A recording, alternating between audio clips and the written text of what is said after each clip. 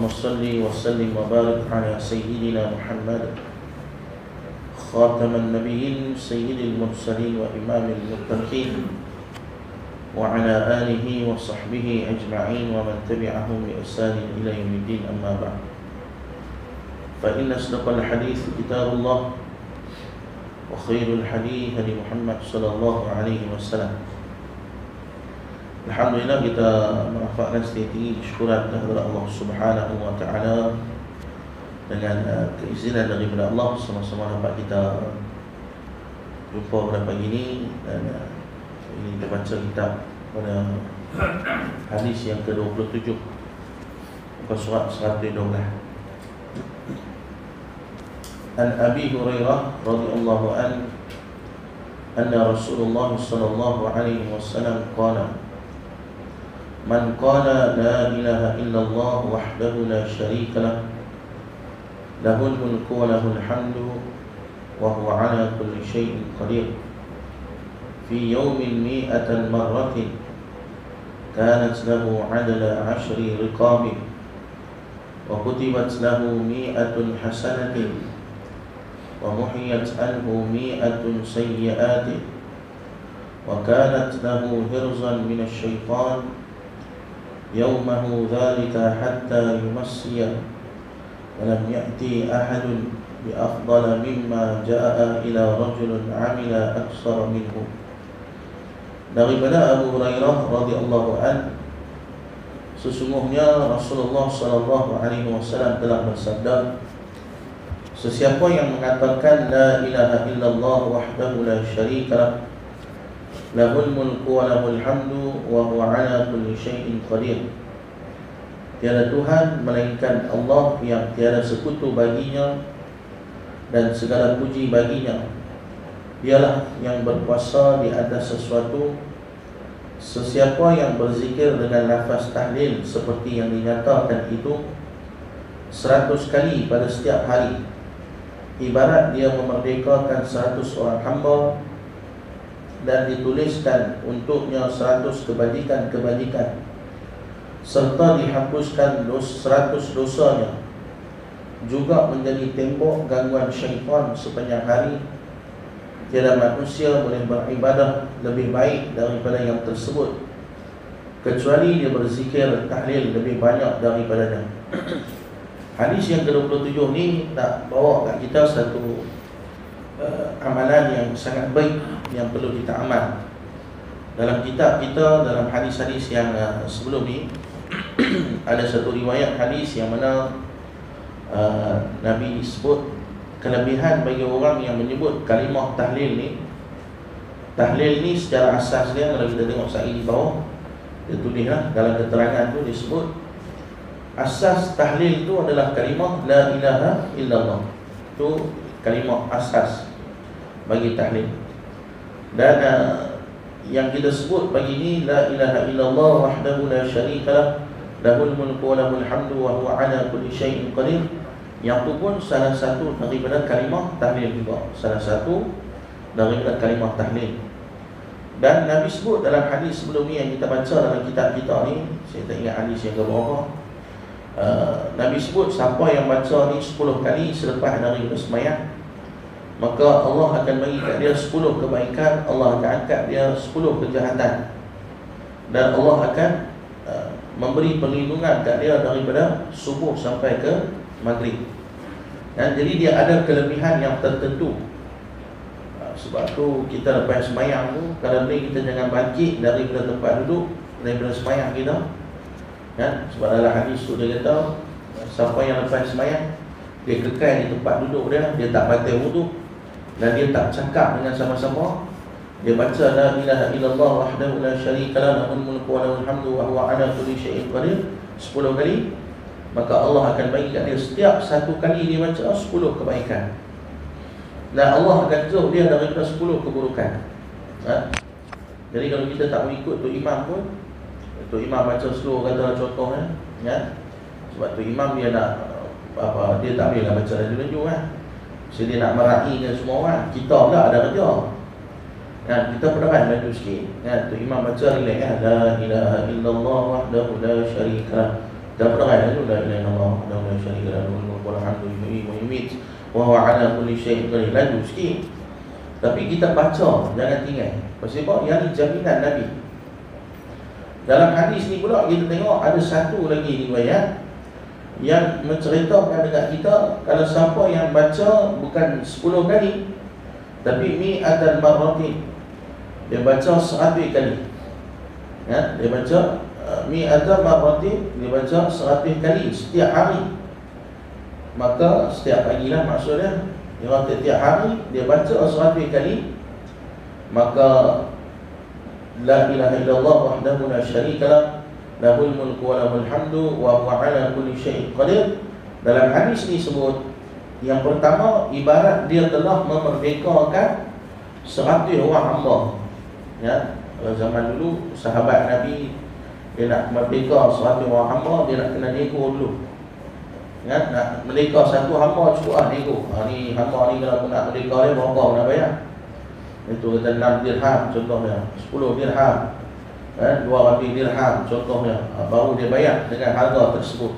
Ya. Tapi kita ni dapat pahala seperti mana merdekakan 100 orang hamba hanya dengan baca 100 kali setiap pagi. Ya, kita baca zikir ni setiap hari 100 kali. Maka kelebihan yang pertama disebut dalam hadis ni, kanat lahu adla asri riqabi. Ya, asri riqabi, dia melepaskan 100 orang hamba. Dan dia kata apa? Dan ditulis ke atasnya adalah 100 kebajikan. Dan setiap yang kita baca tu Allah bagi kat kita 100 kebaikan.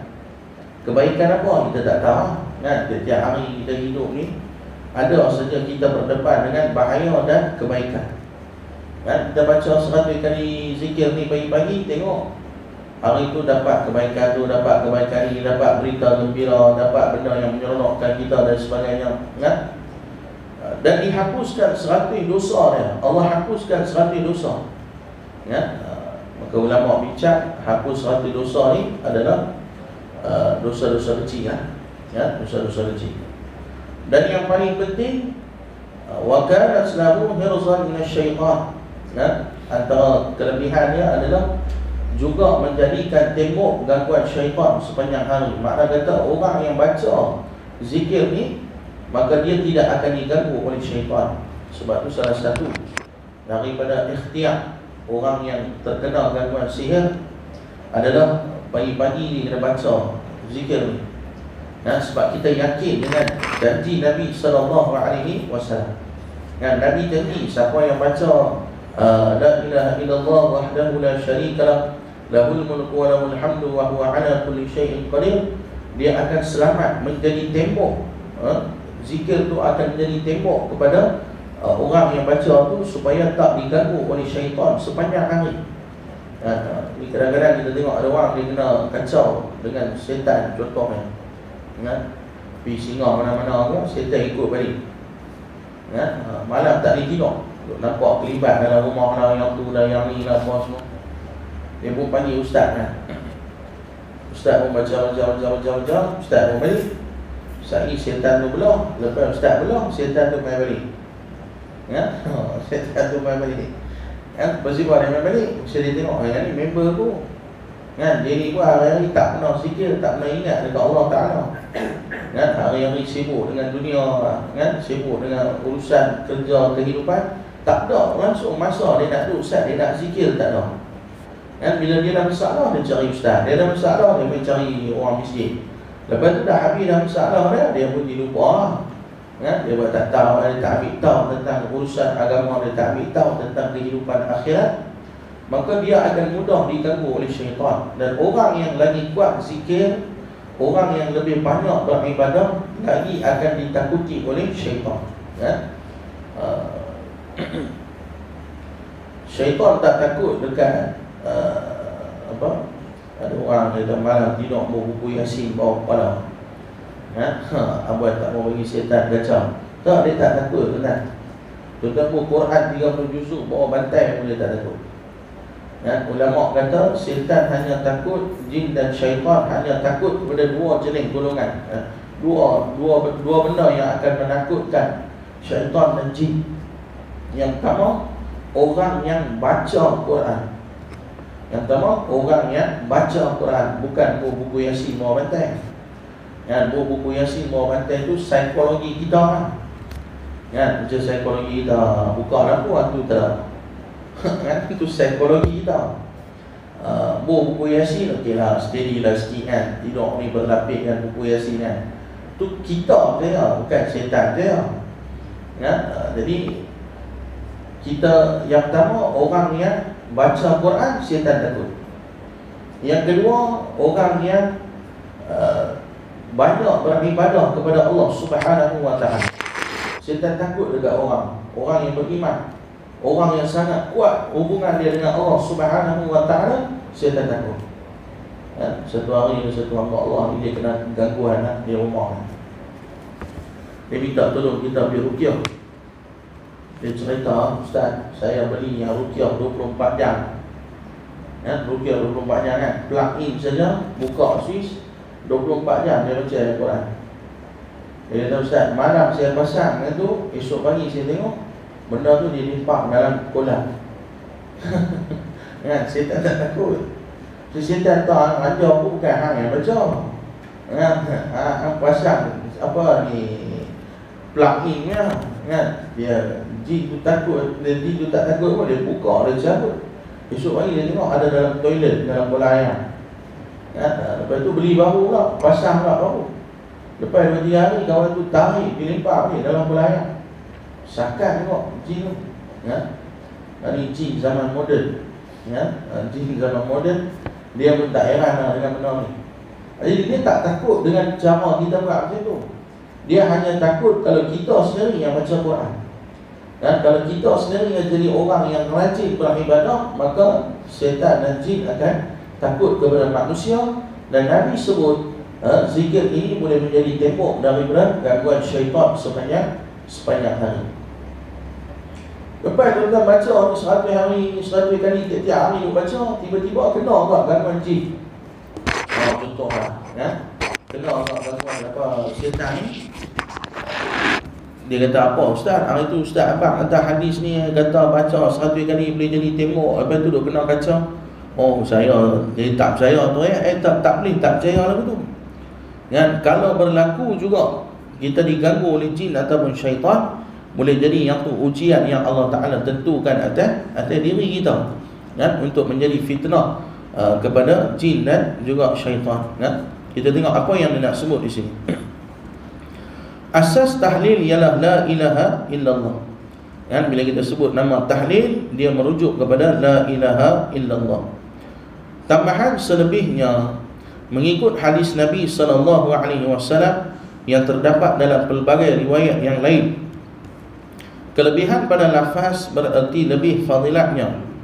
Fadilat tahlil ini adalah termasuk sebahagian daripada pelajaran mengenai zikir dan doa. Kata dengan pengarang kitab, kelebihan tahlil ini termasuk dalam pelajaran mengenai zikir dan doa. Dan antara amalan yang kita kena pastikan ada dalam kehidupan sehari-hari kita. Dalam kehidupan kita kena ada amalan ni. Sebab tu nama kitab kita ni pun sikit tapi banyak, ringan tapi berat. Nak menggambarkan pada kita ada amalan yang berat, tapi amalan yang kita nak sebut ni adalah amalan yang ringan. Dan seringan-ringan amalan tu adalah zikir dan doa. Adapun zikir seperti yang dijelaskan ialah ingat kepada Allah Ta'ala, sama ada menyebut namanya dengan lidah ataupun dengan hati, iaitu ingat dan mematuhi hukum hakam dan pantang larangnya. Yang dinamakan dengan zikir ni adalah ingat kepada Allah Ta'ala, sama ada ingat dengan lidah ataupun ingat dengan hati. Bila kata sebut zikir, lidah duk sebut la ilaha illallah subhanallah alhamdulillah, yang tu ingat dengan lidah. Ataupun kita zikir di dalam hati, duduk sengat-sengat, tak keluar suara.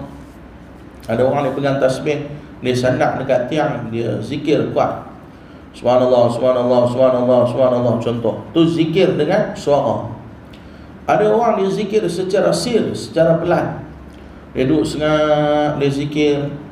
kita tak dengar suara dia, tapi dalam hati dia suara dia punya deras. Dia duk kriau dalam hati dia, zikir. Dia duk menekan nafsu dia, zikir dengan suara yang kuat di dalam hati dia, tapi kita tak dengar. Yang tu dia panggil zikir hati. Bila ditanya kat ulama, zikir manakah yang paling bagus? Ulama kata zikir di lidah lebih baiklah. Zikir hati tu pun baik. Duduk saya saja sengat, pejam mata, zikir tu baik. Tapi kata ulama, lebih afdal bila kita zikir di lidah. Sebab bila kita sebut di lidah, secara automatik hati kita pun akan terikut zikir tu. Kecuali itu kalau zikir di mulut, tapi hati tu teringat nak pergi makan mana, nak pergi mana, itu tak boleh. Yang tu tak khusyuk.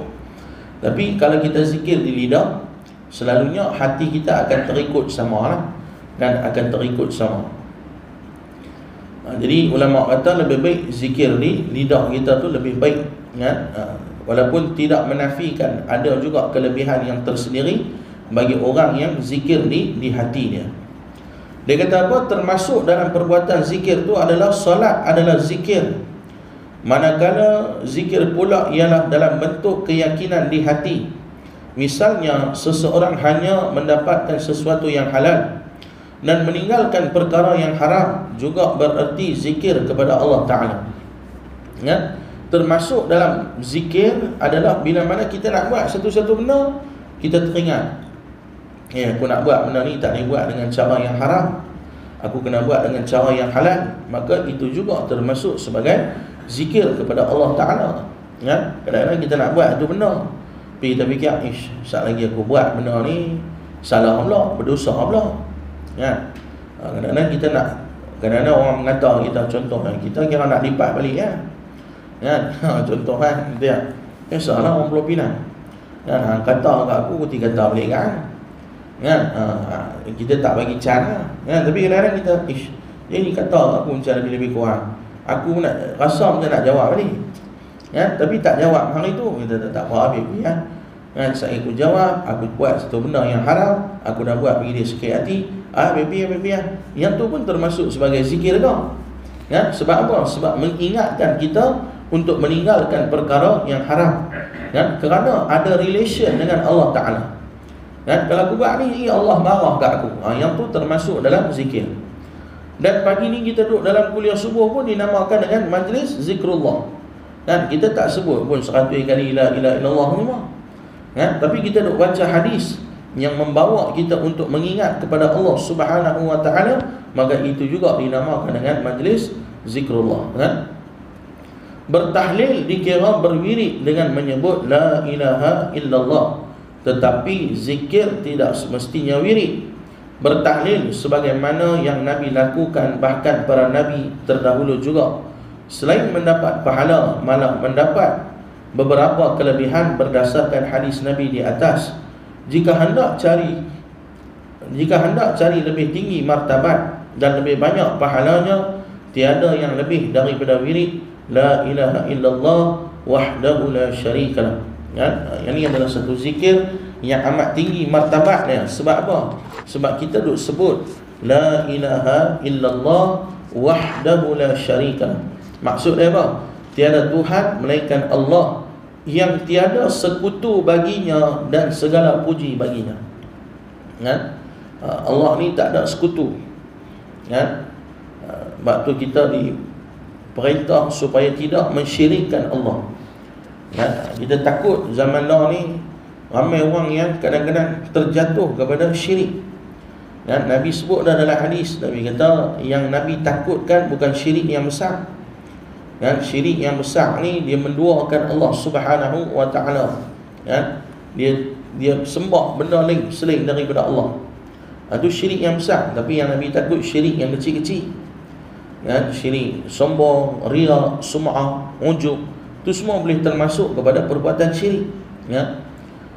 Bagi satu contoh, ada satu budak, dia duduk tepi jalan, termenung, termenung, muda lagi, umur 25. Mai satu orang ulama, dia tanya kat budak, ni awak nampak macam teruk sangat termenung ni. Dia kata, Syekh, saya umur 25 lah. nak kahwin tapi duit tak nak.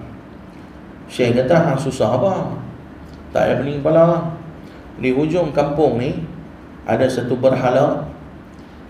Hang pi dekat berhala tu, dia kaya, berhala tu kaya. Sebab dia pakai barang mai banyak.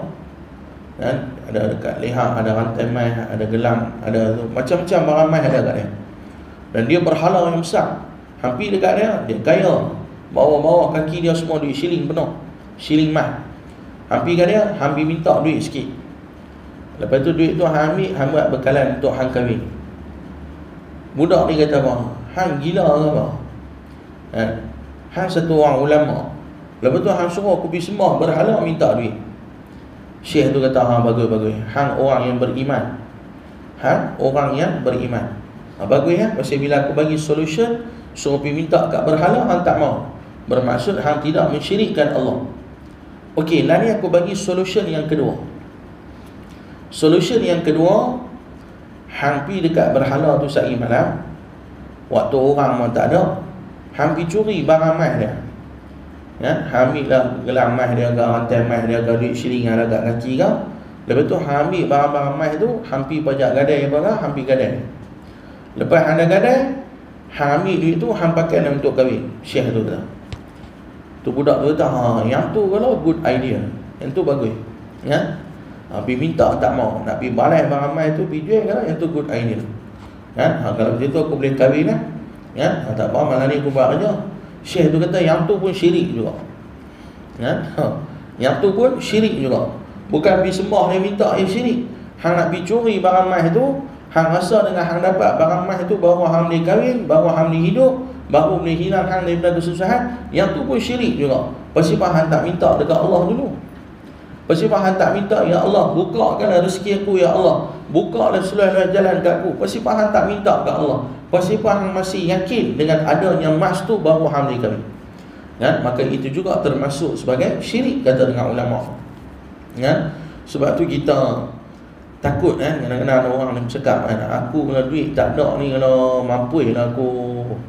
Kan? Takut kan? Kita tak boleh cakap lagu tu. Kan? Kalau kita sekadar yakin lah duit kalau tak ada zaman now ni pun susah lah. Kan? Nak kena usaha tak cari, okey tak apa. Ni pi lebih ni. Aku duit kalau tak ada mati lah, duit ni. Itu semua antara kata-kata yang boleh membawa kepada berlakunya perbuatan syirik. Ya? Dia telah meyakini bahawasanya dengan ada sesuatu benda itulah yang boleh memberi kehidupan kepada diri dia. Sebab tu pentingnya kita perlu kepada zikrullah. Ya? Sebab bila kita duk zikir-zikir ni, sebut benda-benda ni, benda-benda ni lah yang akan menguatkan akidah kita, yang akan memperkukuhkan keimanan kita. Dia kata sebanyak mana perkataan itu maka sebanyak itu pula mereka mentasbih dan mensucikan Allah daripada sebarang bentuk kekurangan, menyebut dengan lidah sambil menyatakan kepada manusia lain bahawa Tuhan yang disembah bernama Allah dan keadaannya adalah esa dan berkuasa penuh, tidak memerlukan bantuan pihak lain.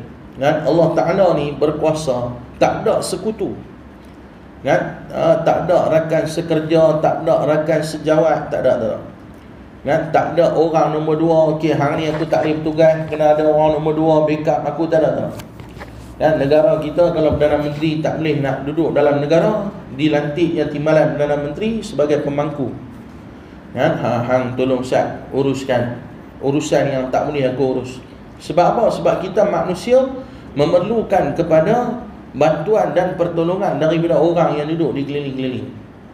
Kan? Nak buat satu kuliah pun kena ada seorang minta tolong tolak meja, tarik kursi. Kan? Mai pasang ni, ambil mikrofon mai, seorang pergi buat ayat. Kan? Kena ada bantuan, tu baru nak buat kuliah. Apatah lagi nak tadbir satu negara, berapa banyak menteri kabinet ada, nak urus tadbir satu negara, dia perlu kepada satu pasukan. Tapi betapa hebatnya Allah Ta'ala mengatur satu dunia, bahkan mengatur semua apa makhluk yang ada di alam cakrawala ni, kan? Tanpa memerlukan seorang bantuan pun daripada siapa-siapa, tanpa memerlukan sekutu daripada mana-mana pihak. Kan? Sebab itulah bila kita attach dengan kalimah zikir ni, bermaksud kita attach dengan Allah Ta'ala. Dan orang yang bila mana dia attach dengan Allah Ta'ala, pastinya akan mendapat bantuan dan pertolongan daripada Allah Ta'ala. Dan dia kata apa?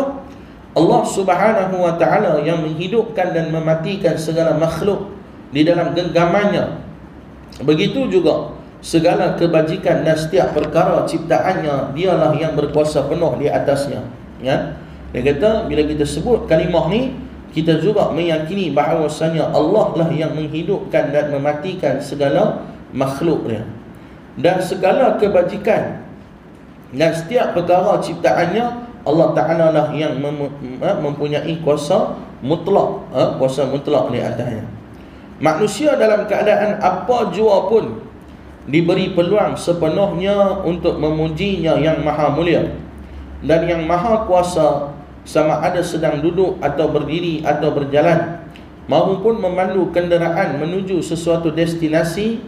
Allah Subhanahu Wa Ta'ala menghendaki manusia memujinya dengan cara yang menjadi haknya. Kan dia kata apa? Kita ni duk ada tang mana sekalipun, hendaklah kita sentiasa zikir pada Allah. Kan zikir ni senang kan? Kan naik motor boleh zikir, bawa kereta boleh zikir kan, sambil berjalan, sambil tidur. Kan? Sebab tu kalau kita tengok, ada lepas subuh ni tak boleh sembahyang sunat, dan lepas asar tak boleh sembahyang sunat. Kan? Dimakruhkan sembahyang sunat lepas subuh dan juga lepas asar. Pasal apa? Ada waktu yang dilarang kita sembahyang sunat. Kata dengan ulama, antara hikmah Allah Ta'ala tentukan waktu, ada waktu yang dilarang kita sembahyang sunat ni, antara hikmah dia supaya waktu tu kita gunakan masa untuk berzikir. Kalau semua waktu boleh sembahyang, bila orang nak zikir, ada orang dia kata, daripada aku duduk zikir, baik aku sembahyang lagi bagus.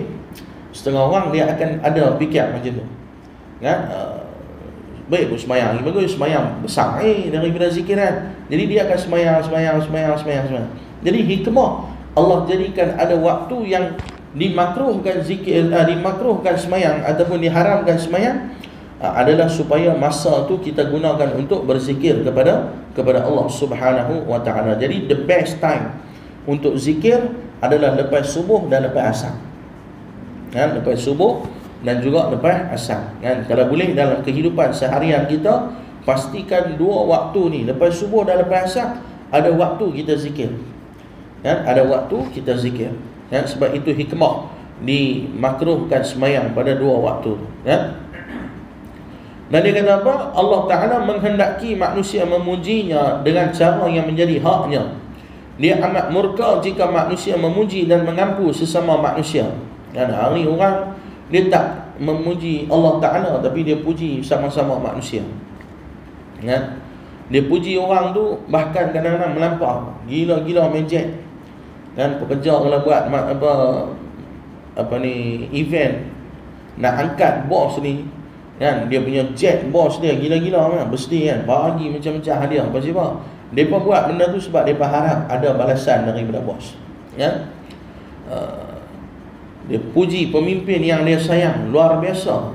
Kan, salah lagu mana pun dia punya puji tu gila-gila. Dia nak pertahan tu gila-gila. Orang ni tahu dah kawan tu buat trik, tapi dia punya lah puji kan. Tu kadang-kadang sifat manusia, yang mana kalau dia buat macam itu, Allah Ta'ala murka. Sebab yang layak diampu dan dipuji hanyalah Allah Subhanahu Wa Ta'ala. Tapi bukanlah langsung tak boleh puji kan? Bukan langsung. Kita setengah orang dia salah faham, kata saya tak kira ustaz, saya anak salah ke, bini salah ke, siapa salah, saya kira nak tabuh kan. Ada orang macam tu. Dia tak bagi can kan? Siapa kawan kan dia kira nak tibai kan? Ada orang dia jenis PL tu, tak boleh silap dia tibai, silap sikit dia tibai, silap dia kira nak tibai orang kan? Sebab dia kata apa? Sebab yang layak dipuji hanya Allah Ta'ala. Tak, memang betul. Setinggi-tinggi pujian hanyalah kepada Allah Subhanahu Wa Ta'ala. Tapi bukan bermaksud kita tak boleh terima kasih kepada manusia. Terima kasih pada manusia sebagai tanda kita bersyukur kepada Allah Subhanahu Wa Ta'ala. Dan dia kata apa? Ini kerana manusia yang diampu itu mendapat sesuatu daripada Allah Ta'ala juga. Kan kita duk kira nak ampu manusia, padahal manusia tu Allah juga yang memberi segala sarana dekat dia sehingga dia boleh dapat sesuatu, dan kerana dialah punca segala kebaikan, oleh itu mohonlah kepadanya. Kan? Jadi dalam hadis ni dia gambarkan kepada kita Allah Ta'ala adalah punca bagi segala kebaikan yang diperoleh oleh manusia, maka selayak-layaknya pujian itu hanyalah kepada Allah Subhanahu wa Ta'ala, bukan kepada selain daripada Allah. Kan? Jadi zikir yang kita baca pada pagi ni, kita kena jadikan sebagai satu amalan. Apatah lagi kita hidup di zaman yang penuh dengan fitnah. Kan?